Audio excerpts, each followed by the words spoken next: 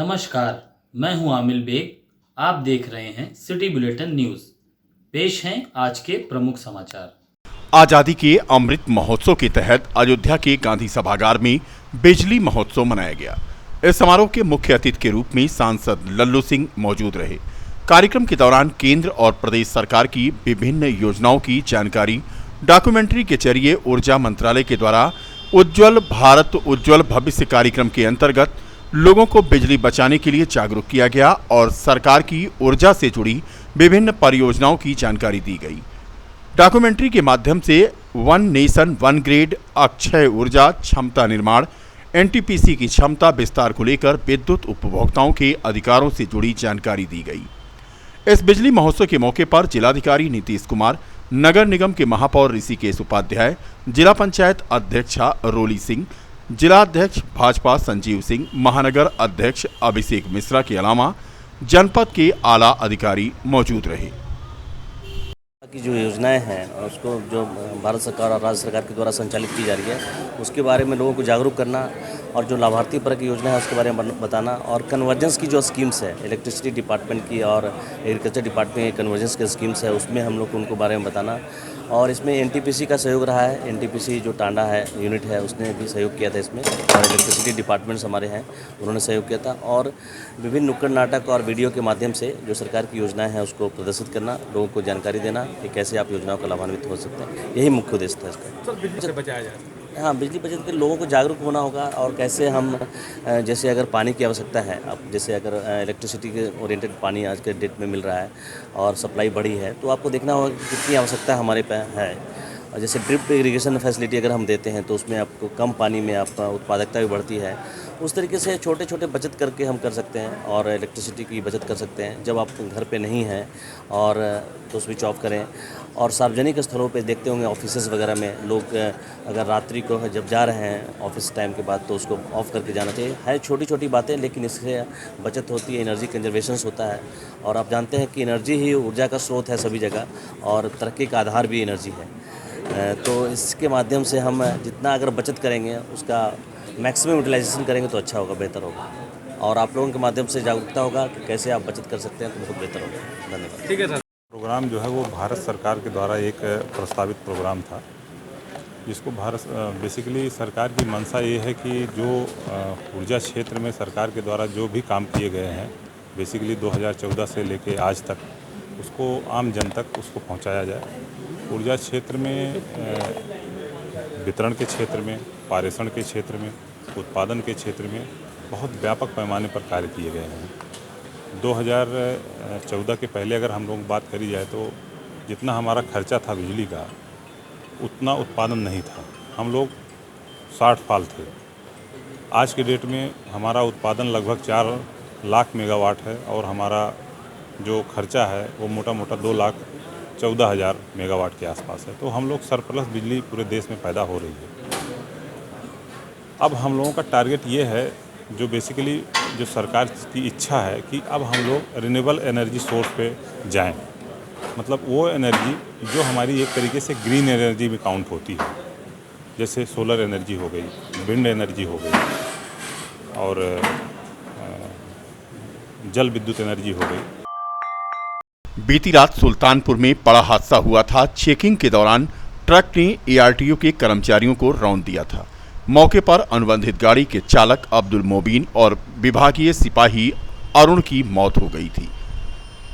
आज इसी घटना को लेकर के अयोध्या के संभागीय परिवहन कार्यालय में एआरटीओ प्रशासन, आरपी सिंह सहित अन्य कर्मचारियों ने हादसे में मारे गए विभागीय कर्मचारियों को श्रद्धांजलि अर्पित की। बता दें कि ट्रक के रौंदने के बाद एआरटीओ की गाड़ी को भी टक्कर मार दी गई थी, जिसमें वह बाल बच गए थे। एआरटीओ प्रवर्तन थे आरके वर्मा। घटना के बाद ट्रक चालक ट्रक छोड़कर मौके से फरार हो गया था और यह घटना गोसाईगंज थाना क्षेत्र के माधोपुर छतौना गांव के पास सुल्तानपुर जिले में हुई थी। आज एआरटीओ प्रशासन के नेतृत्व में कार्यालय में एक श्रद्धांजलि सभा आयोजित की गई।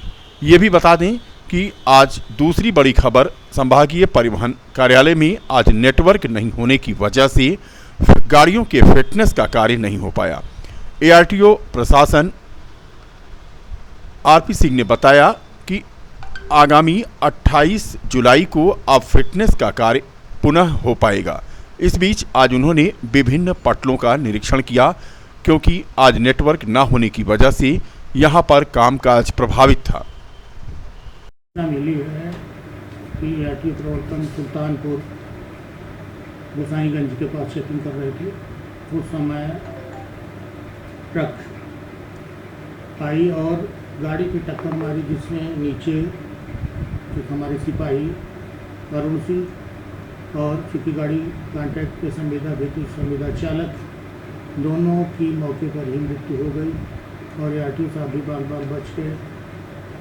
इस दुखद वेला में हमारे कार्यालय में 4 बजे से कंडोलेंस कर दिया गया है और पब्लिक का कोई काम 4 बजे के बाद नहीं होगा। सब लोग अपना काम पर चलाएंगे।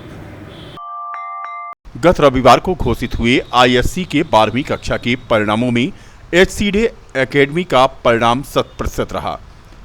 विद्यालय में टॉप 10 में प्रथम स्थान पर ऋषभ पटेल रहे, जबकि दूसरे स्थान पर कुशाग्र शुक्ला को 86% अंक हासिल हुए। वहीं दूसरे स्थान पर अभिषेक मिश्रा को 84.5% अंक मिले। इस मौके पर प्रबंधक सीपी जैन, डॉक्टर शिक्षा जैन और प्रधानाचार्य इंदु ओझा और प्रशासनिक अधिकारी अशोक कुमार तिवारी ने छात्रों का मुंह मीठा कराकर उन्हें बधाई दी और उनके उज्जवल भविष्य की कामना की। इस दौरान स्कूल की प्रधानाचार्य इंदु ओझा ने बताया कि उनके विद्यालय के बच्चों और शिक्षकों के प्रशिक्षण के अथक प्रयास से जिले में आईसीएसई बोर्ड का रिजल्ट 100% गया, जिसमें हर तरह के संभव प्रयास और बच्चों को शिक्षक एवं शिक्षिकाओं के द्वारा प्रोत्साहित करके उनके उज्जवल भविष्य को बनाना ही हर तरह से विद्यालय का दायित्व रहता है। उनके विद्यालय के शिक्षक और शिक्षिकाओं ने बच्चों के साथ परिश्रम किया। यही वजह रही कि टॉप 10 में मोहम्मद सैयद कासिम, युवराज, अंशिका कौशल, श्रेया चौधरी, आकृति सिंह आदि शामिल रहे। Academy. I was studying in this school from last 10 years and I have got 89.75% in ISC class 12th examination. इसका श्रेय आप स्टडी के इसका श्रेय मैं अपने पेरेंट्स और टीचर्स को मिलने देना चाहूँगी, क्योंकि जिस तरह से कोविड की सिचुएशंस थी, टीचर्स और पेरेंट्स ने हमारा फुल सपोर्ट किया और उसमें भी हम लोग को हौसला नहीं होने दिया कि हम लोग पढ़ते रहें और आगे बढ़ते रहें। और हमारे टीचर्स ने ऑनलाइन क्लासेस और ऑफलाइन दोनों में बहुत अच्छी तरीके से हमारा सहयोग किया। मेनली जैसे मतलब शुरुआत में हम लोग की 12th क्लास की शुरुआत में कोरोना था, तो उसमें ऑनलाइन क्लासेस चल रही थी, तो उस समय दिक्कत कभी कभी नेटवर्क की प्रॉब्लम्स होती थी, तो हम लोग ऑनलाइन करते थे। फिर जब ऑफलाइन शुरू हुआ तो हमारे टीचर्स ने फुल कोऑपरेशन दिया। जब ऑर्डर आ गए थे कि आप ऑफलाइन आके डाउट पूछ सकते हैं, तो हमारे टीचर्स ने फुल कोऑपरेशन दिया। उन्होंने ऑफलाइन बुलाया, डाउट सॉल्व किए पूरे, और फिर ऑफलाइन क्लासेस जब स्टार्ट हुई तो हम लोगों ने सिलेबस को रैपिड रिवीजन फॉर्मेट में किया।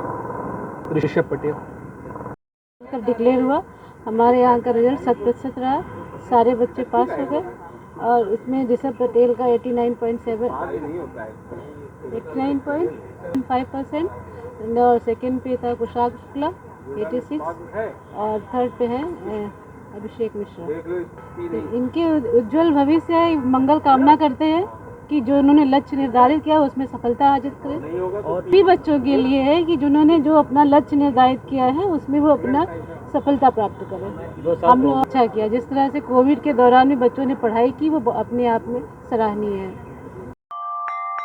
संवैधानिक प्रक्रिया से राम जन्मभूमि को पाया है, उसी तरह आगे भी संवैधानिक प्रक्रिया से ही बिहिप आगे हर लड़ाई को लड़ेगी। यह दावा विश्व हिंदू परिषद के राष्ट्रीय अध्यक्ष आर.एन. सिंह ने किया है। बता दें कि बिहिप के राष्ट्रीय अध्यक्ष आर.एन. सिंह पहली बार रामलला का दर्शन करने अयोध्या पहुंचे थे। लगभग 3 घंटे से अधिक समय राम जन्मभूमि परिसर में उन्होंने बिताया और इस दौरान धार्मिक आयोजन किए। तो वहीं जिस राम मंदिर के लिए 70 सालों तक बिहिप ने लड़ाइयाँ लड़ी, उस स्थल पर बन रहे भव्य राम मंदिर को उन्होंने देखा। इस दौरान उन्होंने कहा कि मंदिर का निर्माण समय सीमा के अंदर प्लान के हिसाब से चल रहा है।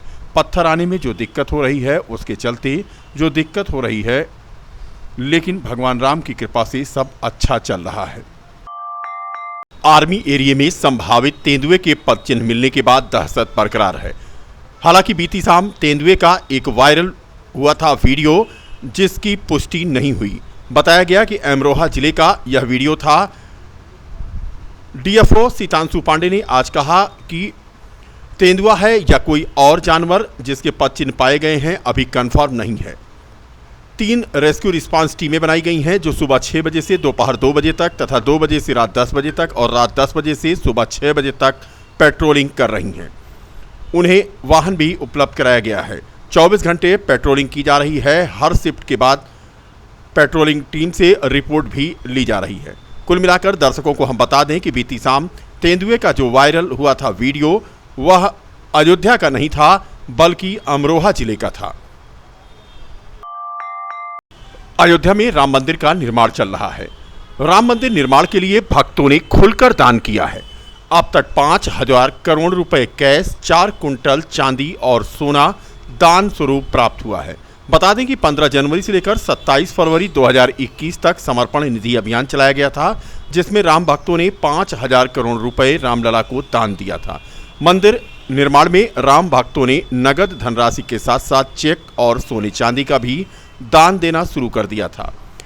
500 वर्षों के लंबे इंतजार के बाद अब राम भक्तों का सपना साकार होने जा रहा है। मंदिर के निर्माण का कार्य चल रहा है।